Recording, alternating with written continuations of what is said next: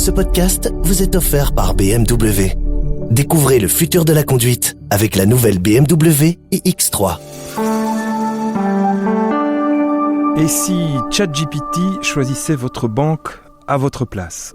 Je suis Sébastien Buron. Bienvenue dans le podcast de Trends Tendance. Avec moi aujourd'hui Nico Vincent, associé fondateur du cabinet Selpic. Bonjour Nico. Bonjour Sébastien. Alors Nico Vincent, vous êtes donc associé fondateur du cabinet Selpic. Avant de rentrer dans le vif du sujet, pouvez-vous nous expliquer un petit peu en deux mots ce que vous faites en fait et en quoi consiste l'activité de Selpic? Oui, c'est pas très compliqué. On est un cabinet de conseil en management belge. Et on accompagne des grands groupes bancaires comme BNP Paribas Fortis ou Crélan et des compagnies d'assurance dans leur transformation liée à l'intelligence artificielle. Ok.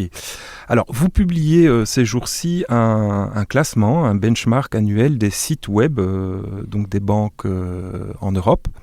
En quoi consiste ce classement et pourquoi vous intéressez-vous comme ça au site web des grands groupes bancaires en Europe et en Belgique? Oui, chez Selpic, on aime bien faire des études.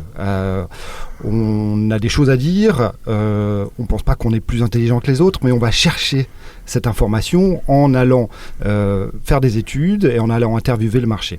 Et effectivement, on a sorti récemment le benchmark, l'année dernière le benchmark des sites web bancaires, qu'on réédite cette année, ça avait beaucoup d'intérêt l'année dernière. L'idée, c'est vraiment d'aller scanner tous les sites bancaires et de pouvoir en ressortir des enseignements qu'on partage avec les banques. Pourquoi on fait ça ? Parce que d'une part, on voit que les agences ferment. En un peu plus de 15 ans, on est passé de 8000 agences à 3000 agences bancaires en Belgique. Et en même temps, les banques investissent massivement dans leurs apps. Et au milieu se trouve le site web. Le site web qui fait un peu comme un parent pauvre, peu d'investissement, et pourtant c'est plus de la moitié de l'acquisition des banques. Donc c'est un sujet qui est quand même très important et on voulait remettre l'église au milieu du village en faisant un éclairage sur ces éléments-là. Ok, et alors quels sont les principaux enseignements de cette édition 2025 ? Qu'est-ce qui a fondamentalement changé par rapport à l'an dernier ? Oui, alors déjà, ce benchmark, on le sort le 13 novembre. Il n'est pas encore sorti, donc je ne vais pas pouvoir tout vous dire, mais je vais essayer quand même de dire des choses qui intéressent. Les grandes tendances. Voilà. Cette année, on est allé analyser 43 banques dans 6 pays en Europe de l'Ouest, 8 banques en Belgique. Oui. Et ce qui nous intéresse, c'est de voir à quel point ils sont prêts, notamment pour l'intelligence artificielle. On voit que les usages évoluent. Maintenant, beaucoup de gens font des recherches via l'intelligence ChatGPT. Google a maintenant un AI mode, un mode AI qui diminue en fait les clics vers les sites. Et donc, c'est important de pouvoir être visible sur ces sites, sur ces nouveaux moteurs de recherche IA. Et en parallèle de ça, c'est important que ces sites web puissent convertir ses clients dans l'ouverture d'un compte, dans une simulation, dans une prise de rendez-vous en agence. Oui. Donc ça veut dire qu'aujourd'hui, en fait, le site web n'est absolument pas dépassé à l'heure de l'intelligence artificielle. Bien au contraire, il devient de plus en plus incontournable et central dans la relation que le client peut avoir avec sa banque, si j'ai bien compris. Aujourd'hui, oui, puisque il faut comprendre qu'aujourd'hui, pour alimenter, pour entraîner un modèle comme ChatGPT va scroller, va scanner tout Internet et en extraire ses informations. Sauf que ChatGPT ne va pas aller scroller, par exemple, votre app quand vous êtes une banque. ChatGPT ne fait pas ça. Ou ChatGPT ne va pas ouvrir des documents PDF comme des conditions générales de vente ou des conditions générales des produits d'assurance. Et donc, c'est de plus en plus important d'avoir un site web qui soit optimisé pour que ChatGPT, Gemini et compagnie puissent comprendre et restituer cette information aux clients quand ils le demandent. Donc il faut que ces sites soient ChatGPT compatibles quelque part. Exactement. Oui. Alors donc si je vous comprends bien, on est entré un peu dans une deuxième phase de l'intelligence artificielle pour les banques. La première phase, elle est sans doute pas encore terminée, mais elle consistait à intégrer des outils IA dans l'organisation de la banque pour diminuer les coûts, limiter les recrutements, gagner en efficacité. Et là, apparemment, de ce que vous nous expliquez, on entre dans une deuxième phase qui est celle de l'utilisation de l'IA dans la relation bancaire, même entre l'institution financière et ses clients. Oui, exactement. Et en début d'année, on a publié une étude avec FinTech Belgium sur la maturité des banques face à l'IA, baromètre IA. Et on voit dans ce baromètre, effectivement, qu'aujourd'hui, par rapport à 2024, en 2025, les projets IA sortaient du laboratoire des banques pour se diffuser dans les processus, dans la manière de travailler, mais en interne.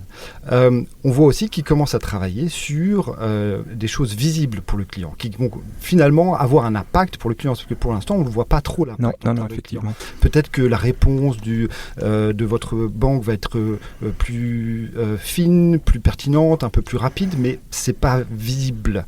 Ce qu'on va voir, c'est principalement au travers des assistants, et en Belgique, on a des banques comme KBC avec Kate, ou BNP Paribas Fortis avec Sami ou ING avec Ida, qui sont en train de développer des assistants IA qui vont permettre de répondre aux questions des clients, des réponses à des questions simples, mais aussi de plus en plus être capable de faire des actions via cet assistant. Oui.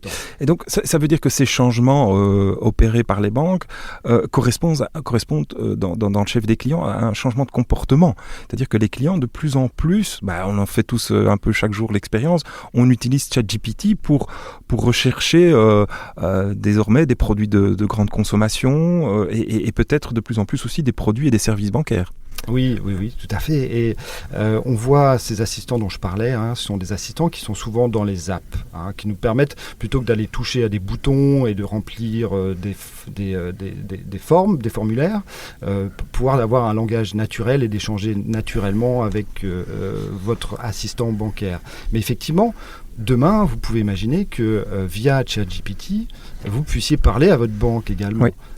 Donc ça veut dire que demain, carrément, ChatGPT pourrait choisir une banque à la place du client. Il pourrait recommander telle ou telle banque ou tel produit. Et donc ça veut dire que pour le banquier, il perd un petit peu le contrôle de la relation avec son client. C'est un risque potentiel. Je pense qu'il est présent dans la tête des comités de direction des grandes banques en Belgique et dans le monde. C'est un risque de désintermédiation. C'est-à-dire que, oui, en tant que client, en tant que personne, on a tendance à aller à la facilité. Et on ne va pas se poser la question, est-ce que je dois utiliser l'assistant de ma banque ou l'assistant pour faire mon shopping ou l'assistant. Je vais avoir un assistant qui va sans doute m'aider à faire tout un tas de choses, y compris aller choisir ou m'aider à choisir ma banque ou mon produit d'assurance ou mon produit d'épargne.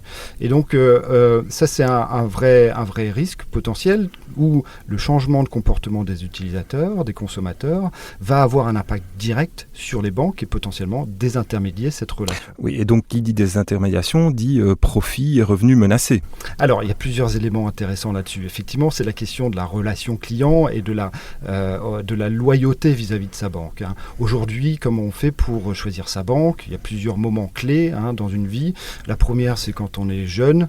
On choisit souvent la banque de ses parents. En fait, c'est plutôt vos parents qui choisissent la banque pour vous.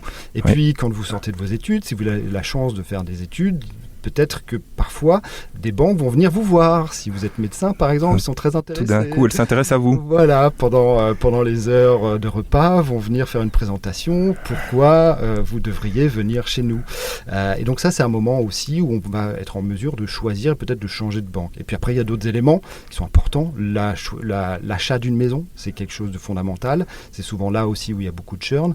Prendre un crédit sur 20 ans, c'est une décision importante. Et en quoi l'IA et ChatGPT va-t-il, je dirais, bousculer ces moments ? Oui, parce que le client va toujours demander déjà, le client va être plus informé parce que avant d'aller chercher ou prendre contact avec une banque pour un crédit, déjà il va se documenter. Donc il va arriver plus intelligent face à son conseiller bancaire. On le fait déjà, on va aller demander quel est le taux d'intérêt moyen en Belgique aujourd'hui avant d'aller en agence ou avant de contacter sa banque.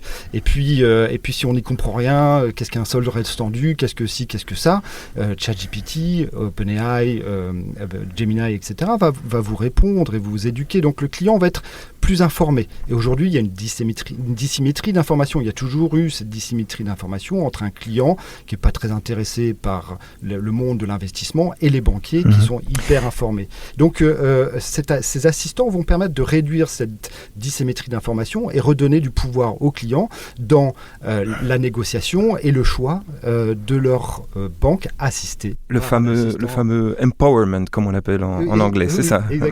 Ok. Ouais. Mais donc vous avez évoqué la situation de certaines banques en Belgique qui ont l'air de ne pas avoir manqué le train avec les assistants dont vous avez parlé, Yara, Ida, Samy, ce genre de choses-là. Donc elles sont conscientes des enjeux et de la mutation qui est à l'œuvre, mais comment est-ce qu'elles peuvent encore mieux s'y préparer selon vous ? Oui, alors on a parlé des assistants virtuels Ida, Samy, Kate pour les clients. Il faut savoir que les banques mettent à disposition de leurs employés également des assistants. Par exemple, chez BNP Paribas Fortis, ils ont un outil qui s'appelle Yara qui a été déployé à tous leurs collaborateurs. Et donc, les collaborateurs en interne sont maintenant aussi empowered par des assistants IA.